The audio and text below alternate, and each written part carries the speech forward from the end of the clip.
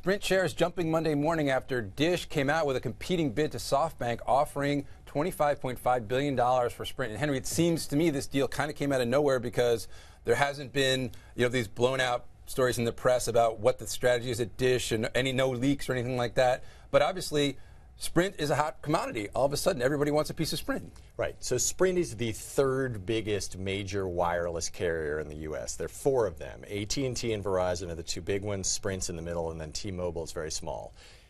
We've tried to have consolidation in this industry because it just hasn't been working. The feds have prevented that. Now Sprint has come into play. The deal that they're dealing with right now is SoftBank in Japan, very aggressive, right. Basically said this is our entry into the United States wireless market. We're going to fix Sprint. We're going to make it glorious again instead of being the third player with all of our sexy marketing plans and so forth. So they're jumping in.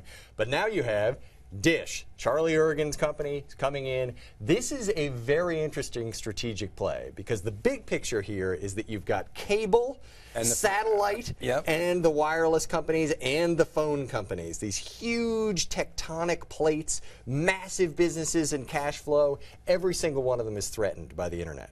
So what Dish is trying to do is say, you know what? We put this package together of satellite and wireless. That's pretty powerful. Be very compelling, right? And they own Spectrum already. Obviously, they also have a competing offer out for Clearwire that Sprint is trying to acquire too. So, and Dish, so clearly, they've got, I don't know if the money put in a hole in their pocket, but they've got money to spend because they're outbidding SoftBank for Sprint and they're outbidding Sprint for Clearwire. And I agree, this consolidation is very interesting. And also, you mentioned T-Mobile. They're doing some very interesting marketing and their new strategy saying like, no contracts. Come to us and you can have the iPhone 5 or any phone you want within reason, and you don't have to sign up for a 2-year deal. I think that's going to be very compelling to a lot of consumers. And they're a very small player, but maybe they can shake up the industry. It'd be very interesting to see what happens. If and when they can get the iPhone price down to 100 or 200, so if they get a late-run iPhone model or sure. a new cheap one, yes. Consumers do not want to shell out $600 for a phone. No. They just don't. But off from the iPhone 4S for $199 right. or whatever exactly. it is. Yeah. Now that would start to make it. But this is very interesting. This deal makes a lot more strategic sense than SoftBank jumping in from the outside, using this as the toehold to get into the U.S. market. And I think you're going to see a lot more of it. I think there is chaos brewing again between these massive, massive companies that have operated in separate industries for a long time.